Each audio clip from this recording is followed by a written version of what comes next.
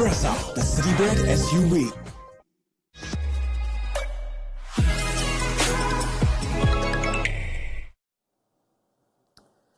For the fifth time this season and for the third time in a row, KKR crossed 200 and they go well beyond it at Eden Gardens. 261 for 6 is where they finish against Punjab Kings after having been asked to bat first on the back of a 138-run opening stand between Sunil Narine and Phil Salt, and also some gifts from the Punjab Kings fielding department. We look back on that first innings on Maruti Suzuki Arena, presents ESPN Cricket Info Timeout, powered by JBL, with Mitch McClenaghan, Wasim, Jaffer and Shashank, Kishore. With us, another day, another 250 plus. It's almost becoming boring now. Well, it's exciting. There's something happening every ball, isn't there? So, from a fan's perspective, you must enjoy seeing runs being scored. Yeah, we can always say that the bowlers, are struggling and that it's not a bowler's game anymore. But at the end of the day, I'd have to say Punjab, if we go back to the first over, Sam Curran actually bowled really, really nicely to Sunil Narine. Missed the stumps by a hair on a couple of occasions, changed up the pace and created a couple of chances. And unfortunately, after that, they still created some chances. Yep, KKR were taking some risks and going at a good rate, but they dropped 3 catches in the power play. And when you've got arguably the strongest opening partnership in the competition who are in form, you can't afford to do that. You just cannot give Phil Salt and Salt and Narine an opportunity. So while we look at it and go, well, KKR, got a high total and poor Punjab bowlers, the bowlers were really let down by their fielders tonight. Yeah, I went to him with the opening because I thought the bowler will agree and say that, okay, enough of these run fests. But Punjab do have to look back on those first 6 overs with the amount of dropped catches. It's a big factor. I mean, he's on point. When the bowlers create opportunities, you need to take it. Otherwise, it becomes even hard. You're giving an opportunity to quality players, who don't give you any other chance after that. And they're coming with a license to hit. And when you have that kind of batting attack and when you've got a season like that, they're not going to stop. And I can say that, the bowling was below standard for sure. I mean, after that, they bowled some really easy balls for them to hit. KKR is such a small ground. On any other ground, you might have a chance, but at KKR, it's not. I mean, even Harpreet Brar hasn't been used up until 13, 14 overs. I'll question that as well, because you need to change the pace. And I thought Rahul Chahar used up very early, and Harpreet Brar bowled after that. So that's something questionable, because you're bowling with similar kind of pace throughout that innings, so you needed to change the pace a little bit.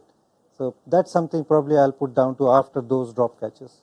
Yeah, Rahul Chahar finishes with 1 for 33 in a total of 261. That's about as good as it can get for any bowler. We will come to Chahar and the Punjab bowling effort in just a bit, but we must talk about that opening partnership. Both of them.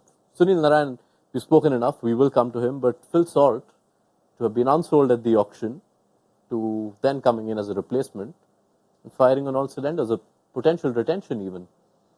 You spoke about gifts offered by the Punjab, the fielders to KKR.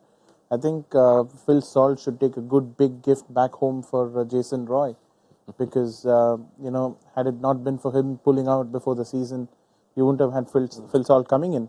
But again, it was pretty surprising because he got left out the week that he made 200s. I mean, a day before the auction, he made a 40-ball 100 against the West Indies. And the hours after the auction, he made another 100. So, yeah, I mean, surprising that he got left out after having a decent start to his IPL last season. But, I mean, here's his opportunity and he's made the most of it. And, I mean, we don't know what the retention rules are yet, but should it come down to taking a call on that, I think he'll be right up there for KKR. Yeah, I mean, first of all, not getting picked is a big surprise. I would put that to that, because a player of his quality should have been picked in one of the 10 franchises. So him coming as a replacement player is not surprising, and what he is doing is not surprising. The good thing is they picked him ahead of Gurbaz. That was a good call. Gurbaz actually did well last season. He didn't do badly. But whether it's Gautam Gambhir or anybody, I think that was a brave call and they're reaping the rewards. And his partner Sunil Narine continues to grow from strength to strength. The man who scored 150 odd runs in the last 3 seasons combined is now well beyond 350 for the season, Mitch. And to think that we thought that, you bowl pace to Narine, you target him somewhere. Now all sorts of plans have been tried, and almost everything seems to fall apart.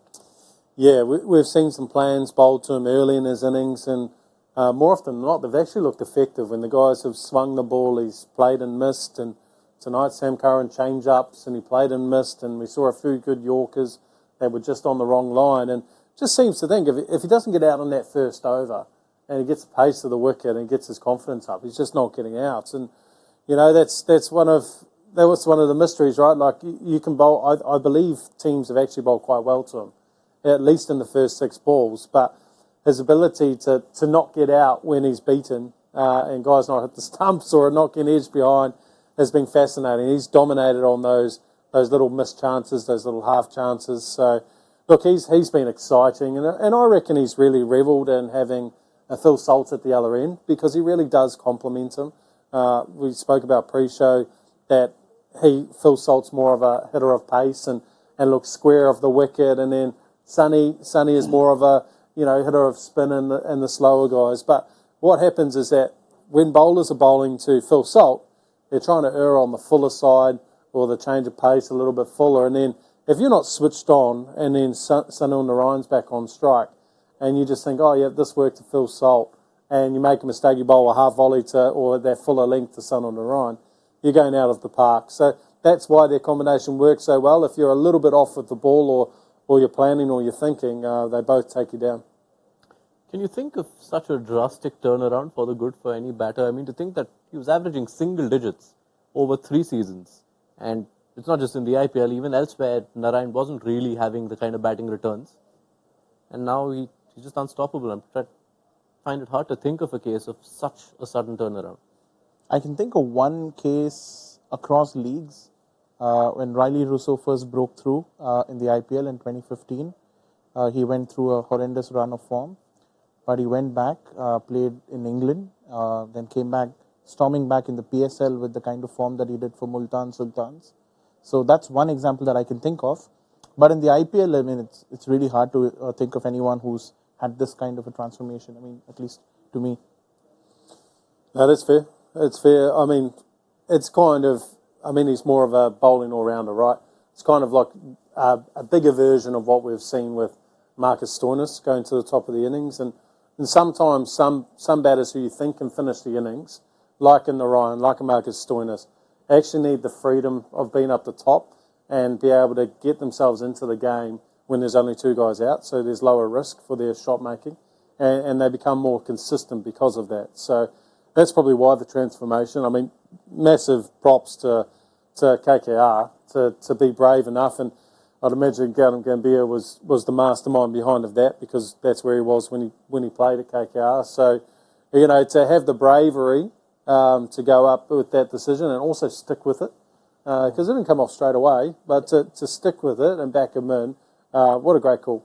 And it's something Narayan's touched upon himself this season, that on Gautam Gambhir, and I'm quoting here, that he gave me the confidence and the assurance that I will open the batting, and out of the 14 games, just try to succeed in 3 or 4 and give the team a good start. He's already passed that merit. Yeah, I mean, when you get that kind of confidence from somebody who's a decision maker, it gives you confidence to go out there and play at your best, and that's what you get. And that's exactly what you want from the top bosses, that you are going to be there. You don't need chopping and changing, even though you'll fail here and there.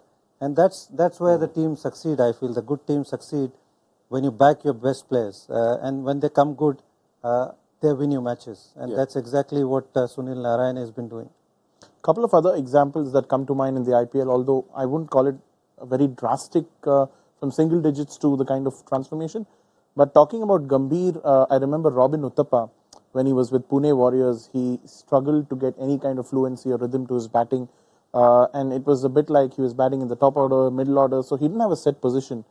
He comes into KKR in 2014. I think they go on a losing spree in the first half in the UAE, and they come back to India needing to almost have a massive second half, like win 7 out of 8 or something of that kind to, qualify. And then Robin Uthappa goes on that run, goes to the top of the order. I think hits about 4 or 5 half centuries in a row. Again, attributes a lot of that success to Gambhir's captaincy and his belief in him. And KKR go on to play the final, beat Punjab Kings in the final. So that's one example. The other example, more recently, Rituraj Gaikwad.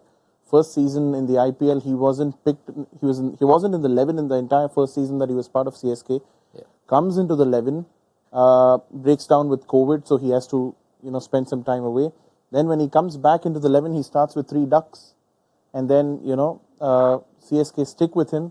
They back him, and the next season he goes on to win the orange cap, and CSK go on to win, and now he's captain. So that's another transformation that I can think of. Yes. Thank you, Shashank.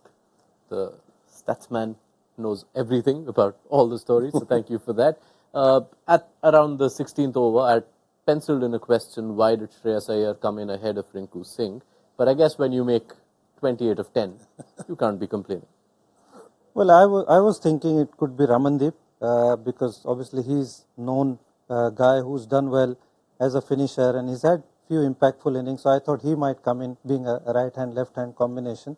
But Shreyas Iyer is no muck with the bat. I mean, he can hit sixes. So I mean, there's you don't want to hide your captain. Not hide in the sense he's still capable batsman.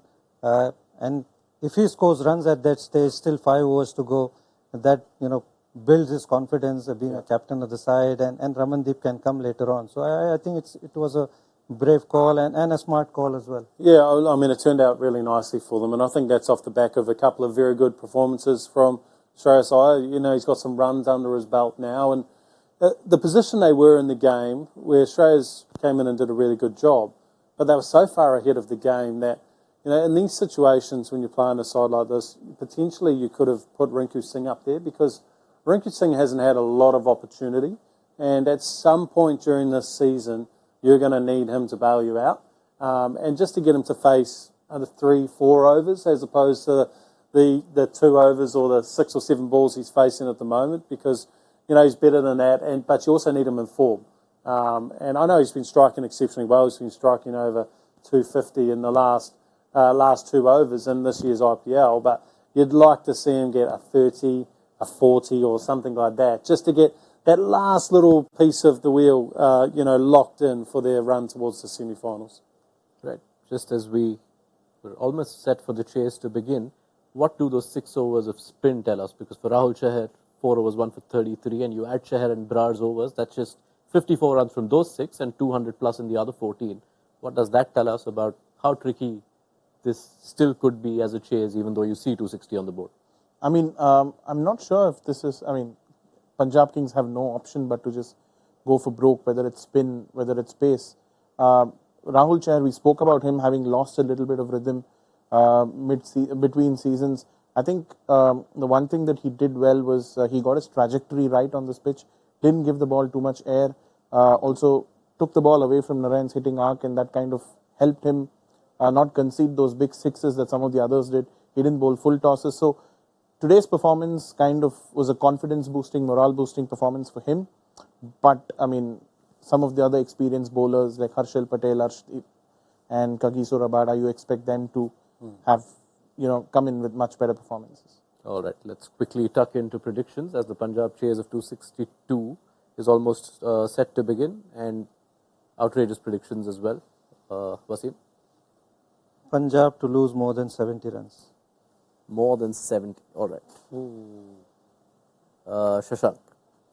Punjab will probably come within 40 runs of, so you're saying the Punjab target. to So make they'll score 220 plus. Okay. 220 plus. We'll take that.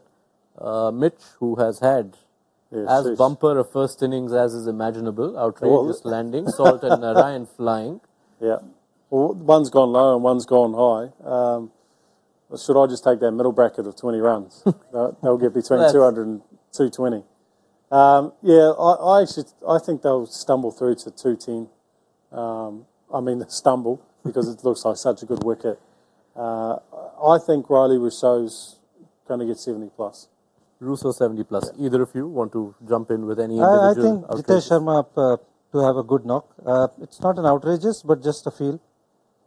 If you set a number, we could put it to an outrageous, and then you have a chance of 5 I would points. say 60 plus. We'll take that. Jitesh hasn't been scoring the runs, so 60 plus for Jitesh. Shashank? I've already picked Riley Russo to be my batter today, so I'm hoping and praying that he gets some runs and gets me some points.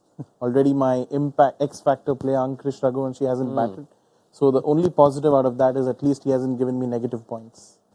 So what are you saying? You're saying Riley Rousseau's getting 100? I hope he does, but that's not going to change the end result, I'd imagine. Okay. Gets 100. If he gets 100, it could, because he's not going to muck around. If they chase down 260, I surely want to hear from you in our post show. What do bowlers do to stay relevant in this IPL? So prepare for that. If any of those predictions land, thank you, gentlemen. We will pick up the conversation at the end of this game. Be sure to join us then on Maruti Suzuki Arena, presents ESPN Cricket 4 Timeout, powered by JBL, and also throw us your questions in the comment section while you join us for the post-match show. We will take them up with the panel here. And download the ESPN Cricket 4 mobile app if you haven't already. It'll have you covered with everything from this game, the fastest scores, and so much more. Right then, see you at the end of KKR versus Punjab.